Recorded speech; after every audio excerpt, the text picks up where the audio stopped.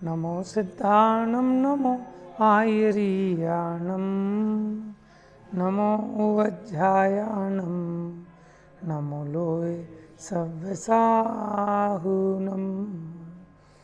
वन्दितु सर्वसिद्धे ध्रुवमचलमनोवमं गतिं पत्ते वोच्छामि समयपाहुड मृणमो सुधकेवली भणिदम् नमः समयसाराय स्वानुभूत्या चकासते चित्स्वभावाय भावाय सर्वभावान्तरक्षिदे निज स्वरूप को परम रस जामे भरो अपार वंदो परमानंदमय समय सार अविकार। समय सार जी 415 गाथाएं पूरी हुई। उसके बाद अमृतचंद्र आचार्य परिशिष्ट लिखते हैं।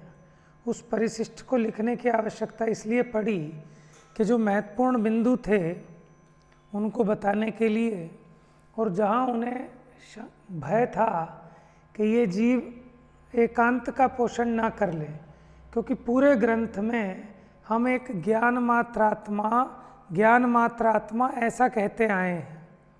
तो आत्मा में तो अनंत धर्म है, कहीं ये अकेला ज्ञान मात्र एकांत ना कर ले तो उसको अनेकांत का बोध कराने के लिए परिशिष्ट में एक साथ एक वस्तु में परस्पर विरुद्ध प्रतीत होने वाले अनंत धर्म युगल एक साथ पाए जाते हैं। उसका कथन स्यादवाद पद्धति के द्वारा ही संभव है। तो अनेकांत और स्यादवाद की चर्चा करके वस्तु तत्व की व्यवस्था बनाने के लिए, समझाने के लिए ये इन्होंने स्यादवाद अधिकार लिखा, जिसमें एक उपाय और उपेय दोनों भाव यानी कारण और कार्य ये दोनों ज्ञान में कैसे होते हैं उसकी भी चर्चा चलेगी।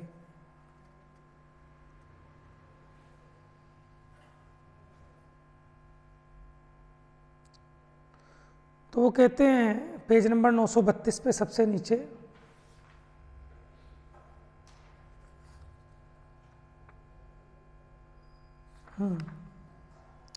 प्रश्न लगाया, सबसे नीचे दिखा, यदि आत्म वस्तु को ज्ञान मात्रता होने पर भी स्वयमेव अनेकांत प्रकाशता है, यानी हम भले ही आत्मा को ज्ञान मात्र कह रहे हों लेकिन फिर भी उसमें अनेकांत प्रकाशता है, माने उसके साथ रहने वाले अनंत धर्म युगल आत्मा में एक साथ रहते हैं, तो फिर अनंत भगवान उसके साधन के रूप में अनेकांत का उपदेश क्यों देते हैं? क्योंकि ऐसा ही पीछे कह के आए थे कि वस्तु को हम भले ही ज्ञान मात्र कहें तो भी उसमें अनेक धर्म यानी अनेकांत स्वयं प्रकाशता है। तो कह रहे हैं जब स्वयं प्रकाशता है तो आपको अलग से स्यादवाद का उपदेश देने की आवश्यकता क्यों पड़ी? उत्तर, अज्ञानियों के ज्ञान मात्र आत्म वस्तु की प्रसिद्धि करने के लिए, माने स्वयमेव तो है उसमें अनंत धर्म, लेकिन अज्ञानी को समझ में आए उसके लिए हम स्पेशल उपदेश देते हैं।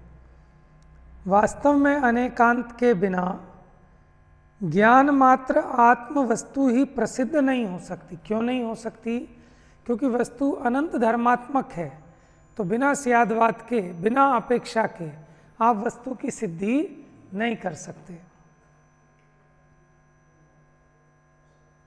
स्वभाव से ही बहुत से भावों से भरे हुए इस विश्व में, भाव माने पदार्थ भी होते हैं, ठीक है, भाव माने गुण भी होते हैं, भाव माने स्वभाव भी होता है, शक्तियाँ भी होती हैं, ठीक है, धर्म भी होते हैं। तो स्वभाव से ही बहुत से भावों से भरे हुए इस विश्व में सर्व भावों का स्वभाव से अद्वैत होने पर, सर्व भावों का स्वभाव से अद्वैत होने पर भी, अद्वैत मैंने कि इनमें दो पना नहीं है, वो सर्व भाव एक रूप होकर रहते हैं द्वैत का निषेध करना अशक्य होने से, माने एकम एक होकर भी अनेकत्व का निषेध नहीं किया जा सकता। द्वैत मैंने दोपना, अद्वैत मैंने जहाँ दोपना ना हो, माने ऐसे समस्त भाव हैं और ऐसे सर्व भावों का स्वभाव से अद्वैत माने एक पना होने पर भी द्वैत का निषेध करना अशक्य होने से समस्त वस्तु स्वरूप में प्रवृत्ति और पर रूप से व्यावृत्ति, माने अपने स्वरूप से तो है और पर रूप से नहीं है, स्वरूप में प्रवृत्त है और पर रूप से व्यावृत्त है, स्वरूप का ग्रहण करती है और पर रूप का ग्रहण नहीं करती। ऐसे परस्पर विरुद्ध धर्मों के कारण वस्तु की व्यवस्था बनी रहती है। अगर वस्तु अपने स्वरूप को भी ग्रहण कर ले और पर रूप को भी ग्रहण कर ले तो बात नहीं बनेगी। अब ये कुर्ता है, ये कुर्ता गुलाबी रंग का है, अब ये गुलाबी रंग को तो ग्रहण करे लेकिन नीले रंग को ग्रहण ना करे, तभी तो गुलाबी रंग का रह पाएगा। लेकिन गुलाबी रंग को भी ग्रहण कर ले और नीले रंग को भी ग्रहण कर ले तो फिर इसकी सत्ता भी नहीं बन सकती। तो ये जो परस्पर विरुद्ध प्रतीत होने वाले धर्म हैं, ये वस्तु की सत्ता को बनाए रखते हैं, कायम रखते हैं। ठीक है, परस्पर विरुद्ध शक्तियों के कारण जिसकी सत्ता बनी रहती है तो दोनों भावों से अध्यासित है कि निज रूप से है, पर रूप से नहीं है। जैसे घट घट रूप से है और वही घड़ा पट रूप से भी हो तो फिर घट और पट में कोई अंतर नहीं बचेगा। तो घट घटपने तो है लेकिन पटपने नहीं है, तभी तो घट की सिद्धि होगी, तभी पट की सिद्धि होगी। माने मेरा मकान मेरे मकान में रहे, दूसरे में न प्रवेश हो, दूसरे का दूसरे में रहे, मुझ में प्रवेश ना हो, तभी दोनों की न्यारी न्यारी सत्ता सिद्ध होगी। नहीं तो फिर दोनों मिलकर या तो एक हो जाएंगे या दोनों ही सिद्ध नहीं होंगे। वस्तु में स्वरूप में परिवर्तन होने से और पर रूप से भिन्न रहने से प्रत्येक वस्तु में दोनों भाव रह रहे हैं। वहाँ जब यह ज्ञान मात्र भाव शेष भावों के साथ निज रस के भार से प्रवर्तित ज्ञाता ज्ञेय के संबंध के कारण, क्या कह रहे हैं, जब ये वस्तु आत्म वस्तु शेष भावों के साथ, माने एक आत्मा को छोड़कर बाकी अन्य जितने भाव हैं, प्रवचन सार का यही विषय है, ज्ञान स्वभाव माने ज्ञान तत्व प्रज्ञापन और ज्ञेय तत्व प्रज्ञापन। तो ये निजरस के भार से प्रवर्तित, निजरस का भार माने ये स्वरूप है किसका, ज्ञान का स्वरूप ये है कि सबको जाने, और ज्ञेय का स्वरूप क्या है कि सबके जानने में आए। उसको भेदभाव थोड़ी है कि मैं केवली भगवान के ज्ञान में तो आऊँगा और तुम्हारे ज्ञान में नहीं आऊँगा, उसको ऐसा कोई वो नहीं है। और ऐसे आपका ज्ञान स्वरूप कि सबको जाने, इसको जानूं और उसको नहीं जानूं, ऐसा उसका स्वरूप नहीं है। तो जब ये ज्ञान मात्र भाव शेष भावों के साथ निज रस के भार से प्रवर्तित, निज रस के भार से मतलब अपने स्वयं के स्वभाव से प्रवर्तित ज्ञाता ज्ञेय के संबंध के कारण, माने मैं ज्ञाता हूँ और मेरे अलावा जितने सब द्रव्य हैं ये क्या हैं, ज्ञेय हैं, मैं ज्ञेय नहीं हूँ। मैं ज्ञाता और बाकी मेरे अलावा जितने द्रव्य हैं ये ज्ञेय, लेकिन मैं ज्ञेय हूँ कि नहीं हूँ, कि मैं ज्ञाता भी हूँ और मैं ज्ञेय भी हूँ। ठीक है, तो हमने बताया था ज्ञेय दो तरह के होते हैं, एक स्वज्ञेय एक परज्ञेय। तो मैं जो ज्ञान स्वरूप हूँ मैं जानता भी हूँ और मैं ज्ञान स्वरूप हूँ ऐसा जानने में भी आता हूँ। ठीक है, तो जब मैं मेरे को जानूँ तो मेरा जो ज्ञान स्वरूप जानने में आए तो ये ज्ञेय है ना, लेकिन ये मेरा स्वज्ञेय है। जब ज्ञान ज्ञान को ज्ञेय बनाए तो वो ज्ञान हो गया उसका स्वज्ञेय। और अपने ज्ञान के अलावा अन्य जितने समस्त विश्व के पदार्थ हैं उनको जाने तो वो कहलाएंगे परज्ञेय। अब यहाँ ही जीव गड़बड़ करता है। क्या गड़बड़ करता है? अपने ज्ञान स्वभाव को नहीं जानता, अन्य पदार्थों के ज्ञेय स्वभाव को नहीं जानता, और अपने ज्ञेय स्वभाव को भी नहीं जानता। माने अपने ना तो ज्ञान स्वभाव को जानता और ना ज्ञेय स्वभाव को जानता। माने ये बात नहीं समझता कि मैं मात्र जानने वाला हूँ। चलो कदाचित ये समझ में भी आ जाए, मैं जानने वाला तो हूँ, लेकिन मैं जानने में आऊँ ऐसा भी मेरा स्वभाव है। अब इसको ये तो समझ में आता है कि मैं जानता हूँ, लेकिन मैं मेरे को जान सकता हूँ एक बात, और मैं मेरे जानने में आ सकता हूँ, इसका इसको विश्वास नहीं आता। क्या ठीक है, मैं जानने में आऊँगा केवली के ज्ञान में, लेकिन मैं मेरे ज्ञान में जानने में आ सकता हूँ, ऐसे अपने ज्ञेय स्वभाव को नहीं जानता। और ये जो अन्य पदार्थ हैं, इनमें एक ऐसी शक्ति है कि जिसके कारण ये मेरे ज्ञान में घुसे बिना, मेरे ज्ञान में प्रविष्ट हुए बिना, मेरे ज्ञान में जानने में आ जाए। यानी मेरे ज्ञान में ये अपना स्वरूप समर्पित करे। माने द्रव्य क्षेत्र काल भाव से तो नहीं आएंगे, लेकिन जैसे वो पदार्थ हैं ऐसा मेरा ज्ञान उनको जानने रूप परिणमित होता है। लेकिन जब वो पर पदार्थ मेरे ज्ञान में आता नहीं, तो पर पदार्थ ने क्या किया उसको जानने के लिए? तो कुछ नहीं किया। यानी मेरे ज्ञान की सामर्थ्य ऐसी है कि मैं अपने स्वरूप में रहता हुआ समस्त विश्व के पदार्थों को जानूं, लेकिन फिर भी अशुद्ध नहीं होऊंगा। ये चमत्कार है कि सबको जानता हूँ, लेकिन मेरा ज्ञान मैला नहीं होता। समझ में आया?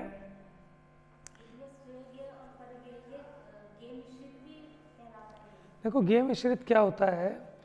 वो ज्ञेय मिश्रित ज्ञान होता है कि जो परज्ञेय है, ठीक है, परज्ञेय को अपना ज्ञान मानता है, परज्ञेय से ज्ञान की उत्पत्ति मानता है, तो उसको कहते हैं ज्ञेय मिश्रित ज्ञान का अनुभवन करता है। निखालिस ज्ञान का अनुभवन नहीं करता। वो ज्ञेय जो पर पदार्थ हैं उनसे मेरे ज्ञान की उत्पत्ति हुई, उससे मिश्रित करके अनुभव करता है। जैसे शुद्ध लवण का अनुभव नहीं करता, क्या कहता है कि सब्जी खारी है, सब्जी खारी है कि नमक खारा है, दाल है, दाल नमकीन है कि नमक नमकीन है, लेकिन इसको कैसा लगता है? दाल नमकीन है, क्योंकि शाक लोलुपी है। ऐसे ही इसको ज्ञान की उत्पत्ति ज्ञेयों से लगती है कि इंद्रियों से ज्ञान होता है, शास्त्र में से ज्ञान आया, तो अगर ये अपने ज्ञान का अनुभवन करता है तो ज्ञेय से मिलाकर कि मेरा ज्ञान कैसा, कि मैंने इन सबको जाना, ये मेरा ज्ञान। तो अपने ज्ञान की सिद्धि उसमें भी परज्ञेय की मुख्यता भाषित रहती है। उसमें इष्टनिष्ट कल्पना माने राग पूर्वक, तो उसको कहते हैं ज्ञेय मिश्रित ज्ञान का अनुभवन करता है। फिर उसमें राग द्वेष होते हैं। ये विषय 15वीं गाथा में आया था, 15वीं गाथा की टीका में। तो पहली बात क्या कही? जब यह ज्ञान मात्र भाव शेष भावों के साथ, कौन सा संबंध है? ज्ञाता ज्ञेय संबंध है ना, मेरा प्रभावों के साथ। तो ज्ञाता ज्ञेय संबंध के कारण एक बात, और अनादि काल से ज्ञेयों के परिणमन के कारण, माने बाहर में किसी भी ज्ञेय का जो भी परिणमन होता है, उनके परिणमन के कारण ज्ञान तत्व को पर रूप मानकर, गड़बड़ क्या हो रही है यहाँ पर? ज्ञान तत्व को पर रूप माना। उसका कारण क्या थे? दो कारण थे। एक तो वो जो ज्ञाता ज्ञेय संबंध है, और दूसरा अनादि काल से ज्ञेयों के परिणमन के कारण ज्ञान तत्व को पर रूप माना। क्योंकि ज्ञेयों में तो परिणमन होता है, तो ज्ञेयों में परिणमन होने से ज्ञान में भी परिणमन होता है। तो इसको ऐसा लगता है जैसे देखो घड़ा फूट गया, तो ज्ञान में जानने में आया ना, घड़ा फूट गया। अच्छा, अब ये जीव कहता है ना मैं जानता ना मैं दुखी होता, तो उसके घड़े के फूटने से मुझे दुख हुआ। क्या माना? घड़े के फूटने से मुझे दुख हुआ। कि घड़े के फूटने से तेरा ज्ञान थोड़ी फूट गया, घड़े के फूटने से तेरा ज्ञान नहीं फूटा, मकान के टूटने से तेरा कुछ नहीं बिगड़ा, ठीक है, लेकिन ये उस चीज़ की उत्पत्ति, मैंने उसके उस संबंधित ज्ञान की उत्पत्ति उन ज्ञेयों से मानता था। जैसे स्वाद आया तो रसगुल्ले से आया, अब रसगुल्ला नष्ट हो गया तो ये रोएगा, क्यों? कि वो जो ज्ञान उत्पन्न होता था वो रसगुल्ले से उत्पन्न होता था। अब रसगुल्ले के नाश होने पर उस संबंधी स्वाद के ज्ञान का भी नाश हो जाएगा। तो इसने क्या किया कि अनादिकाल से ज्ञेयों के परिणमन के कारण ज्ञान तत्व को पर रूप मानकर माने है तो मेरा ज्ञान, लेकिन उसको ज्ञेय रूप से अंगीकार किया। अज्ञानी होता हुआ नाश को प्राप्त होता है। देखो, स्वाद लेता है ज्ञान का और मानता है रसगुल्ले का स्वाद लिया, नींबू का स्वाद लिया, लगता है नींबू का स्वाद है पौद्गलिक, वो मेरे में आ नहीं सकता। स्वाद लेता हूँ ज्ञान का, समझ में आया, लेकिन मानता हूँ नींबू का स्वाद वो उसकी पर्याय है, वो उसको छोड़कर ज्ञान में नहीं आती। यही समझाया ना कि ज्ञान और ज्ञेय ये दोनों भिन्न भिन्न रहते हैं। ज्ञान जिनको जानता है उस रूप नहीं होता, और ज्ञेय मुझ में प्रविष्ट नहीं होते। लेकिन अज्ञानी को क्या लगता है कि मैंने ज्ञेयों को जाना तो ये ज्ञेय मेरे, या फिर मैं ज्ञेय रूप हो गया। ये जो ज्ञाता ज्ञेय संबंधी मिथ्या मान्यता है, ये उस ज्ञान के अनेकांत स्वरूप को न जानने से है। तो यह ज्ञान के अनेकांत स्वरूप को समझा रहे हैं कि ज्ञान अपने स्वरूप से तो तत् है, लेकिन पर रूप से अतत् है। माने ज्ञान की सत्ता स्वभाव से है, ज्ञेयों के कारण ज्ञान नहीं है। तो तत् अतत् का बोल समझाएंगे, ठीक है। ये अनेकांत है। ये क्या मान बैठा कि ज्ञान इससे भी है, इससे भी है, उससे भी है, मुझसे भी है, ऐसा नहीं है। देखिए,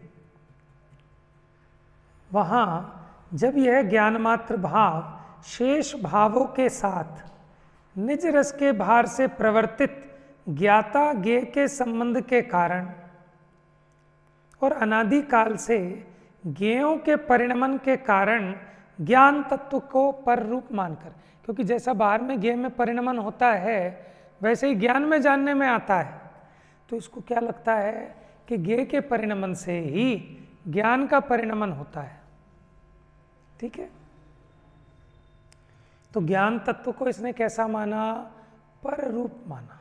उदाहरण भी दिया आपको कि स्वाद तो लेते हैं ज्ञान का, भोग तो करते हैं ज्ञान का, कर्ता भोगता है अपने ज्ञान के, लेकिन लगता क्या है कि पर पदार्थ के।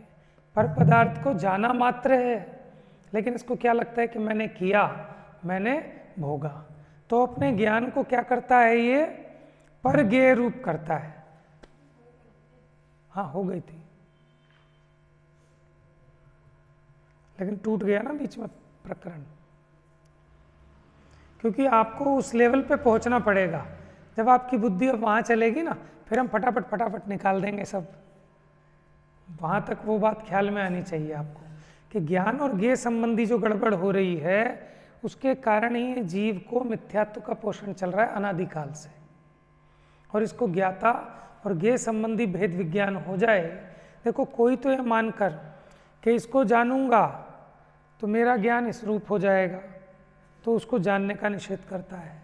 और ये ज्ञेय मेरे ज्ञान में आएंगे तो मेरा ज्ञान मैला हो जाएगा, मुझे निर्मल ज्ञान चाहिए, तो इस ज्ञान में कोई ज्ञेय ना झलके। तो वो क्या करता है, इन्हें ज्ञान में से ज्ञेयों को हटाना चाहता है। तो ज्ञान में से ज्ञेयों को मिटाने जाएगा तो अकेले ज्ञेय नहीं मिटेंगे, ज्ञान भी मिट जाएगा। जिस दर्पण में मोर झलका, उस दर्पण में से अगर मोर निकालने जाओगे तो दर्पण भी टूट जाएगा। तो ज्ञेयों के झलकने से तेरे ज्ञान का कुछ नहीं बिगड़ता, ये बात समझ में आनी चाहिए। और ज्ञेयों का ज्ञान ज्ञेयों के कारण नहीं होता, वो ज्ञान अपने स्वभाव से जानता है, ठीक है। इसलिए उस संबंधी जो इसको मिथ्या विकल्प हैं वो दूर हो जाएंगे इस अनेकांत के द्वारा, क्योंकि अनेकांत का बोध न होने से ये अपना नाश करता है अपने ज्ञान में।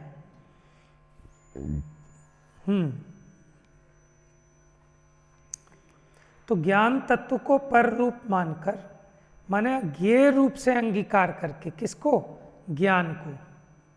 ठीक है, आप सब कुछ करते तो अपने ज्ञान में हो, लेकिन मानते क्या हो कि मैंने यहाँ किया, बाहर किया। ठीक है, नमक आपने यहाँ जीभ पे रखा तो नमक का स्वाद नमक में रहेगा, क्योंकि पुद्गल का गुण और पुद्गल की पर्याय वो पुद्गल को छोड़कर मेरे में नहीं आती। ठीक है, उसका ज्ञान मेरे स्वरूप से होता है, लेकिन इसको ये तो नहीं लगता कि मैंने ज्ञान का अनुभव किया।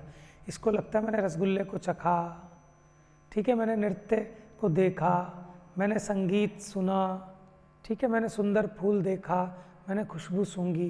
तो इसको ज्ञेय रूप ही सब अनुभव होता है। तो ऐसे अज्ञानी होता हुआ नाश को प्राप्त होता है, क्योंकि अपने ज्ञान के स्वरूप से सत्ता नहीं मानी, ज्ञेय रूप से ही अपनी सत्ता मानी, तो अपने ज्ञान का नाश किया अपनी मान्यता में। तब उसे ज्ञान मात्र भाव का स्वरूप से तत्पना प्रकाशित करके, तत्पना माने तत् माने होता है उसमय, कि ज्ञान से तादात्म्य है, वो ज्ञेयों के कारण ज्ञान नहीं है। तो ज्ञान का स्वरूप से तत्पना प्रकाशित करके, ज्ञान रूप से ही है ये दिखा के, ज्ञाता रूप से परिणमन के कारण ज्ञानी करता हुआ, कि अब इसको समझ में आएगा कि मैं ज्ञाता रूप हूँ, तो ज्ञाता रूप परिणमन करता हुआ, ज्ञानी करता हुआ अनेकांत ही, क्योंकि जब हमने उसे अनेकांत समझाया ज्ञान के संबंध में, तो अनेकांत ही उसका उद्धार करता है, उसका नाश नहीं होने देता। तो अपने ज्ञान को जो ज्ञेय रूप से अनुभवता था, अब वो समझ गया कि ज्ञान ज्ञेय रूप नहीं है, ज्ञान ज्ञान रूप रहता है, ज्ञान ज्ञान से तत् है। अब दूसरी बात, अतत का बोल। अब अतत के बोल द्वारा क्या समझाएंगे? जब वह ज्ञान मात्र भाव वास्तव में यह सब आत्मा है, यह सब आत्मा है। पहले में क्या किया था? आत्मा को ये पर पदार्थ रूप किया, आत्मा को ज्ञेय रूप स्वीकार किया था। अब क्या किया? इन सब ज्ञेयों को आत्मा रूप स्वीकार करता है। थोड़ा सा ही अंतर है।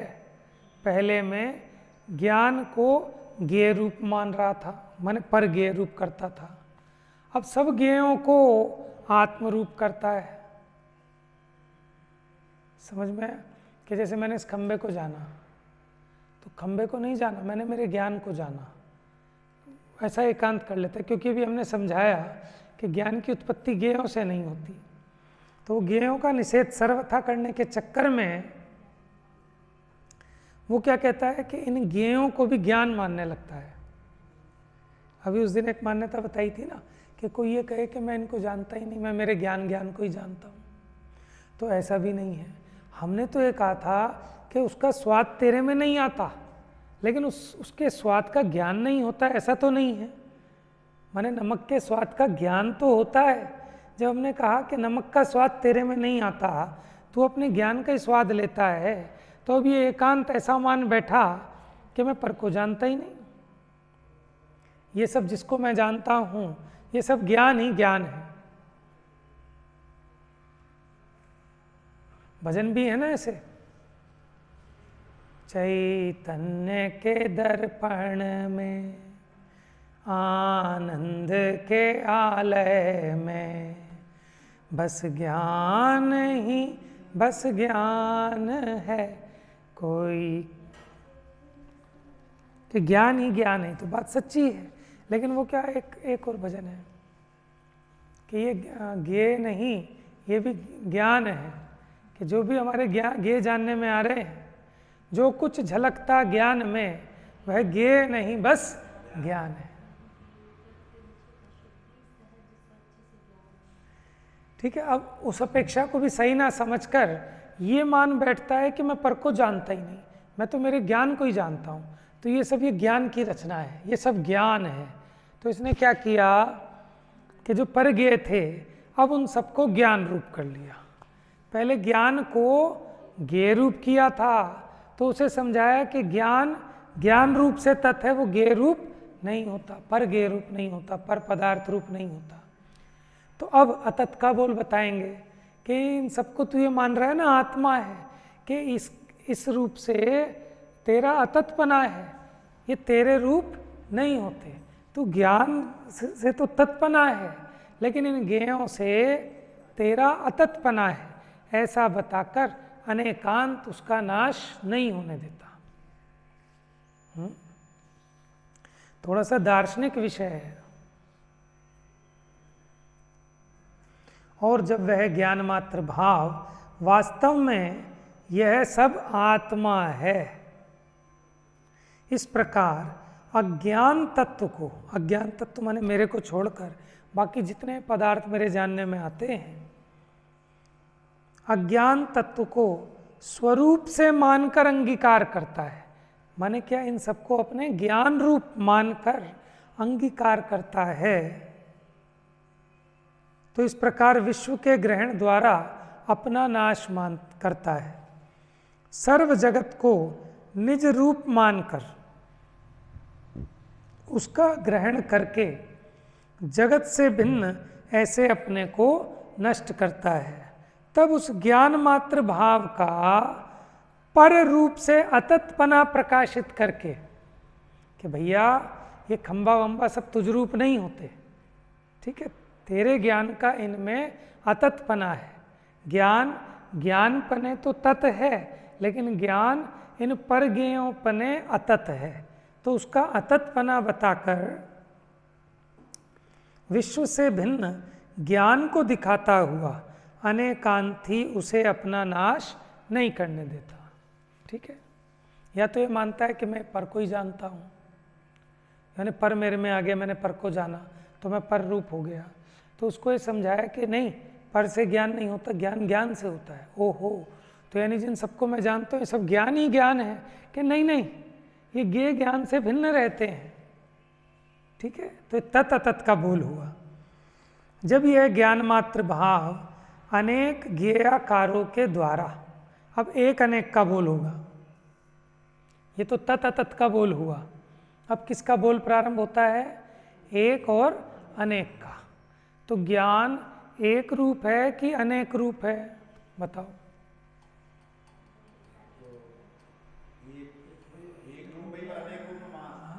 इस पे भजन बनाओ आप, दिमाग लगा के थोड़ा, ये तत् अतत बोल जो बताए, ठीक है ना।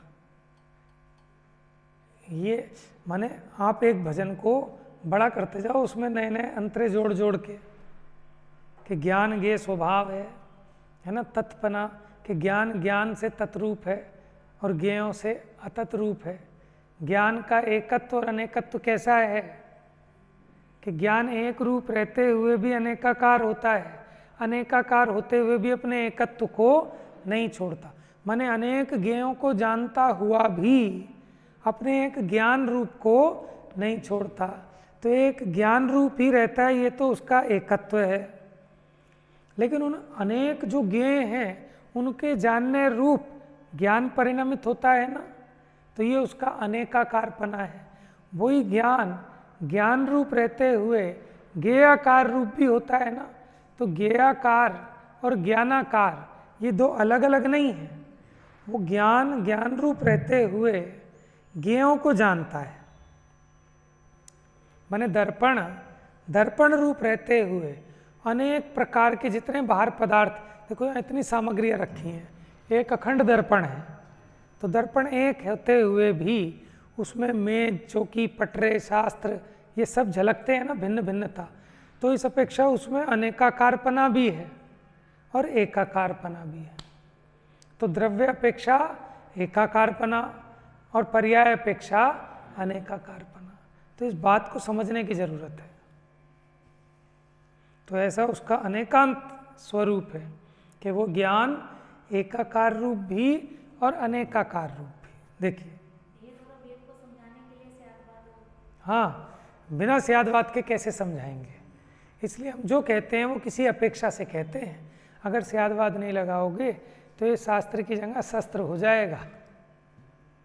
समझ में आया? क्या कारण है? वहाँ एक गाथा लिखी कि जो दूध गुड़ पीता हुआ भी सर्प नहीं निर्विष बने। त्यों सुशास्त्र, ठीक है, सच्चे शास्त्र को पढ़े, समय सार को पढ़े, तो भी ग्रहित मिथ्यात्व का पोषण करे। बताओ कैसे, क्यों? समझ में आया? क्यों ऐसा क्यों होता है कि वो स्यादवाद को नहीं समझता, इसलिए ऐसा होता है। ठीक है, स्यादवाद उसकी शुद्धि करने वाला है।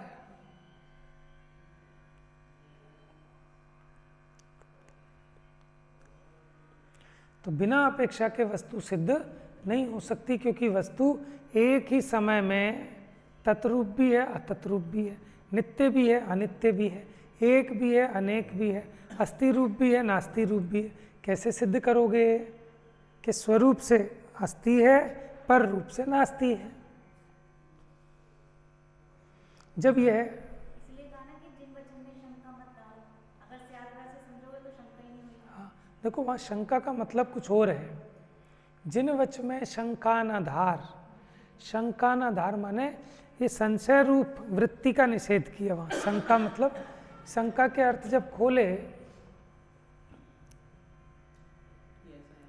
तो एक तो उसमें 3 दोष हैं, संशय, विपर्य, अनध्यवसाय। तो ये जीव क्या करता है, निर्णय नहीं करता, तो उसको संशय सदा बना रहेगा, और जिसको संशय बना होगा उसकी गाड़ी आगे नहीं बढ़ेगी। पता नहीं आत्मा में सुख है कि गुलाब जामुन में सुख है, ऐसी उसको शंका है ना। यहाँ शंका का मतलब ये है, जिज्ञासा तो उठनी चाहिए। कई लोग कहते शंका नहीं करना, अरे शंका का मतलब ये नहीं है, जब तक आप शंका नहीं करोगे तो उसका समाधान कैसे होगा? ठीक है ना। शंका का मतलब ये है कि पहले आप जिज्ञासा उठा के तत्व का निर्णय करके निशंक हो जाओ, तो फिर आपका वो श्रद्धान दृढ़ हो जाएगा। नहीं तो वो श्रद्धान कैसा होता है, डुलमुल डुलमुल, जब मर्जी एकदम आप विचलित हो जाओगे, है ना। तो ये जीव जब तक निशंक कब होगा, जब इसका निर्णय पक्का होगा, और वो स्यादवाद से हो सकता है। थोड़ी देर के लिए कुछ माना है,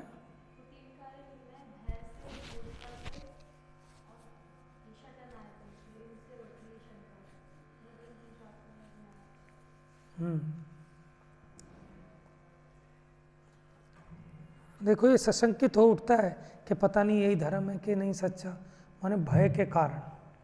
जब इसको भय उत्पन्न होता है ना, तभी उसमें संकित हो जाता है कि पता नहीं ये सच्चा धर्म है कि नहीं है, कहीं खामोखा मेरी ज़िंदगी खराब हो जाए, कोई भूत प्रेत आके बाधा उत्पन्न कर दे, है ना, कोई ऐसा बाहर में उपसर्ग आ जाए, भयभीत हो जाए।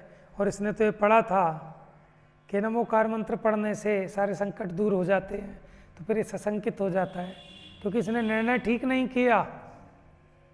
सच्चा निर्णय किया होता तो ये सशंकित नहीं होता। तो इसको इसलिए शैली समझ में आना जरूरी है कि प्रथमा योग की शैली है कि सीता की तो वो कमल की रचना हो गई थी, आग लगा दी तो अग्नि पानी कुंड बन गया। अरे वहाँ और भी कारण थे, उनका भी ध्यान रखो, उसको सही ढंग से समझोगे तो आपको माने श्रद्धा नहीं उठेगी। नहीं तो ऐसे ही आप में किसी ने आग लगाई, आपने नमोकार मंत्र पढ़ा और वो जल कुंड नहीं बना, तो आपकी श्रद्धा तो टूट जाएगी, क्योंकि आपकी श्रद्धा ही ठीक नहीं है। पहले सशंकित हो जाओगे।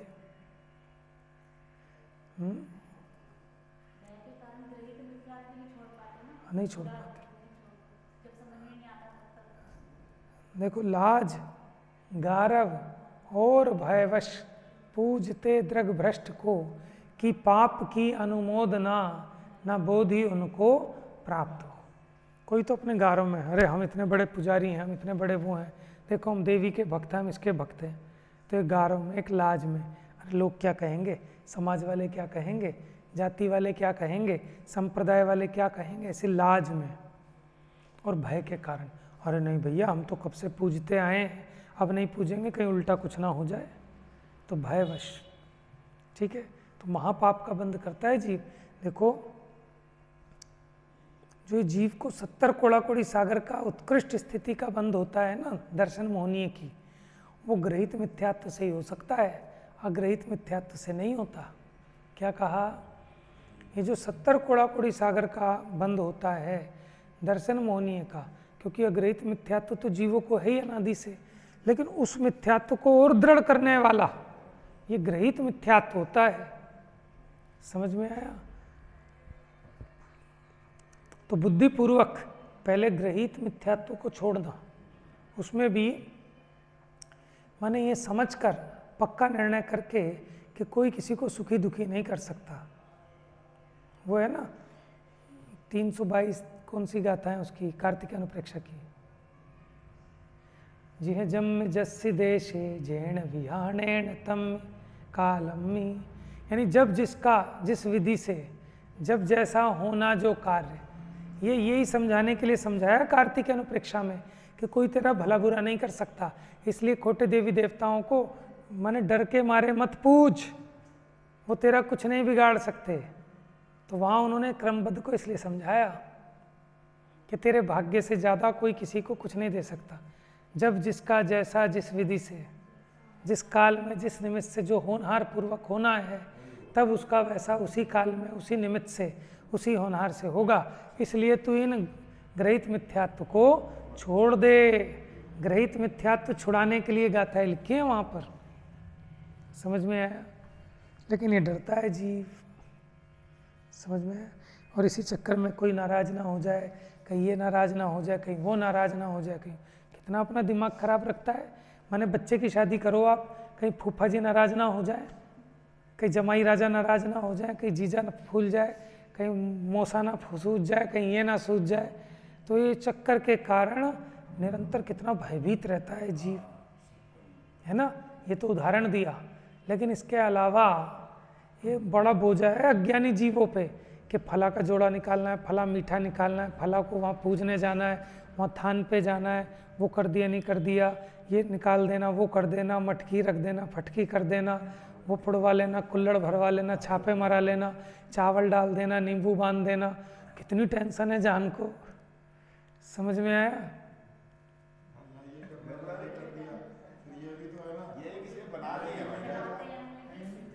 और बताऊं?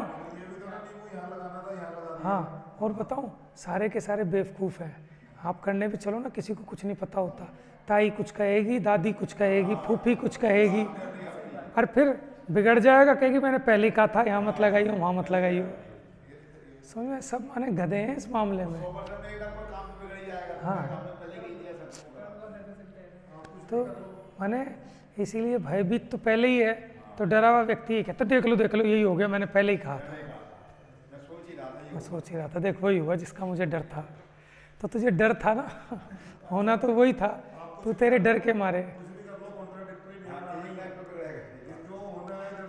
और फिर वो पता है क्या कहता है, कोई कहे कि अब तो तुमने सब कुछ कर दिया था, फिर क्यों हो गया?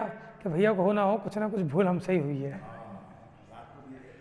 समझ में आया ना? क्योंकि तुम्हारी श्रद्धा नहीं थी इसलिए ऐसा हुआ, मैंने तो किया था लेकिन तुमने मन से नहीं किया। मैंने कहा था ना देखो, इसलिए सब सही निमट गया, ये नहीं करते तो हो जाता गड़बड़। हाँ, जीव को समझ में नहीं आता, पाप के उदय से होता है, असाता का उदय मिटे तो काम बने। समझ में आया ना? उसका उपाय सच्चे देव गुरु धर्म की आराधना करना है। वैसे अगर व्यवहार से भी देखें ना, तो पाप के उदय से रोग आते हैं और पुण्य के उदय से जाते हैं, और वो निर्दोष पुण्य का उपार्जन भी सच्चे देव गुरु धर्म की सन्निधि में होता है। तो जीव यहाँ लगे ना, तो यहाँ तो लगता नहीं, खोटे देवी देवताओं के पास जाके लगता है।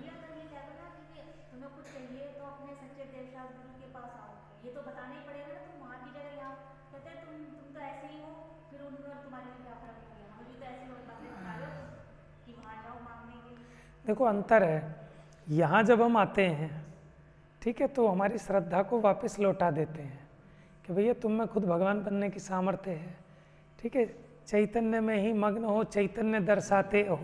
जब हम यहाँ आके ऐसी पूजा करेंगे तो हमें सद्बोध मिल जाएगा, परिणामों में साता पड़ेगी, परिणाम अभी तुम उसे समझाओ तो वो बात नहीं बनेगी।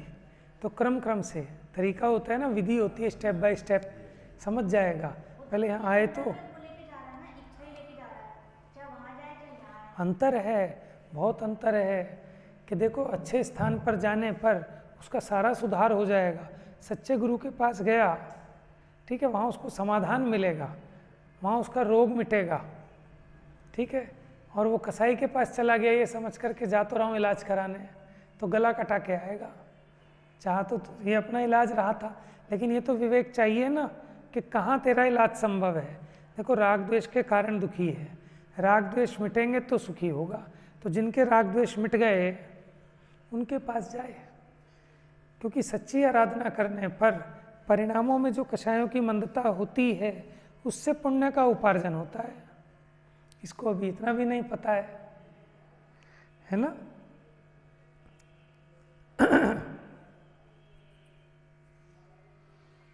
तो इसलिए कहा कि इतना तीव्र आश्रवबंध ग्रहित मिथ्यात्व के कारण होता है। तो बुद्धिपूर्वक जो षट अनायतन हैं, 3 मूर्ताएं हैं, ठीक है, और क्या क्या है कि यही 6 अनायतन में आ गए, इनका बुद्धिपूर्वक त्याग करना चाहिए। समझ में आया। फिर उसके बाद तत्व ज्ञान का अभ्यास करने पर जो भी भूलें होती हैं वो भी निकलती हैं। कम से कम पहले वो छिद्र तो बंद करो कि जिसके कारण वो पानी आ रहा था नाव में। पहले नंबर पे परहेज करो, फिर औषधि भी चलेगी तो रोग मिटेगा। आप परहेज नहीं करो, औषधि करते जाओ तो भी रोग मिटने वाला नहीं है। अकेले परहेज से भी नहीं मिटने वाला, क्योंकि पुराना रोग हो गया, औषधि भी लेनी पड़ेगी। तो कुगुरु कुदेव आदि का त्याग ये तो परहेज है। सच्चे देव गुरु का समागम ये औषधि है, तब रोग मिटता है। समझ में आया। अभी तो ये जीव को देखो 7 तत्वों की श्रद्धा तो पीछे आएगी, पहले देव गुरु शास्त्र की श्रद्धा तो आए। जब तक देव गुरु धर्म की श्रद्धा नहीं होगी तो उनके बताए हुए 7 तत्वों को समझने में उपयोग को लगाएगा ही नहीं कि इनसे ही मेरा भला होगा। जब तक इसको ये विश्वास नहीं होगा, जब तक डॉक्टर की प्रतीति नहीं होगी, तब तक उसकी दवा की प्रतीति कहाँ से होगी, उसके इलाज की प्रतीति कहाँ से होगी। तो इसलिए सच्चे देव गुरु धर्म की प्रतीति आई, माने ग्रहित मिथ्यात्व छूट गया। ठीक है, अब उनके बताए हुए तत्वों की श्रद्धा आती है तो अग्रहित मिथ्यात्व छूट जाता है। समय तो हो गया, अब ये वाला बोल कर लेंगे, एकत्व अनेकत्व वाला, एकाकार अनेकाकार का। ठीक है, अभी अपना तत् तत् का रिवीजन हुआ। ठीक है, आत्मा में तत्पना अतत्पना, ऐसा जो तत् तत् के बोल के द्वारा कि जीव का ज्ञान पने, ज्ञान से माने ज्ञान अपने स्वरूप से तत् है, तत्रूप है, और पर से अतत है, ऐसा बताकर के ज्ञान रूप रहता है, ज्ञान पर ज्ञेय रूप नहीं होता। लेकिन ज्ञान जानता है, अपने स्वरूप से जानता है, ज्ञेयों के कारण नहीं जानता। तो ज्ञान ज्ञेय संबंधी भेद विज्ञान और ज्ञान ज्ञेय संबंधी जो उसकी जानने की प्रोसीजर है वो भी इसमें आई। शेष चर्चा कल करेंगे। जा वाणी के ज्ञान से